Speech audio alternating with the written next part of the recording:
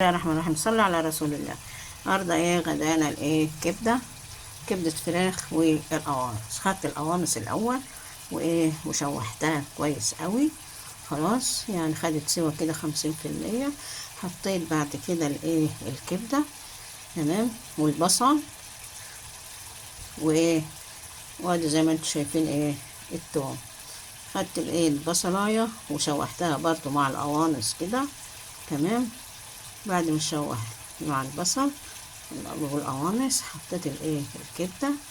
بعد ما حطيت الكبده زي ما انتم شايفين حطيت التوم. الكبده راح التوم والكمون.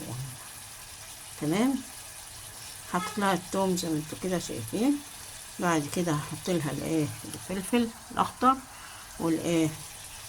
متنسيش برضو تحط لها خيط خل كده عشان يمنع الزفارة او يمنع ويديها سوا بسرعة.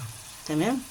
والكمون لما تستوي او داخله على السوا حط لها الكمون والملح عشان الظبط. تمام. زي ما انتم شايفين كده. انا حطيت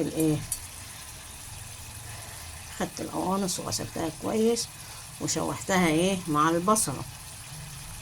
حلو. بعد كده وهي داخله في السوا حطيت اللهم صل على النبي، حطيت الكبده.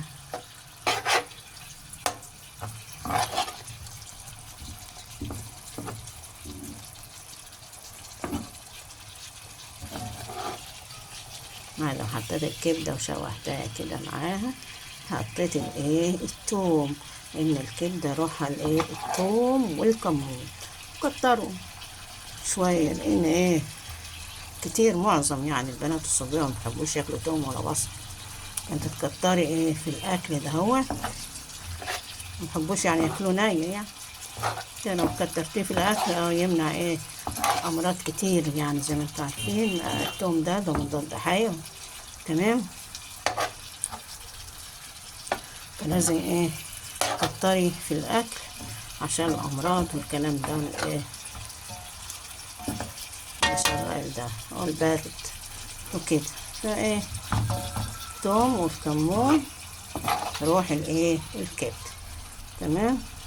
بعد ما حطينا التوم والكمون الكلام ده نحط الفلفل الاخضر وحطينا الخل ونحط شايفين ده حطينا الفلفل وادي الكمون وقلبي بالهنا والشفا. متنسوناش بقى وتدعموا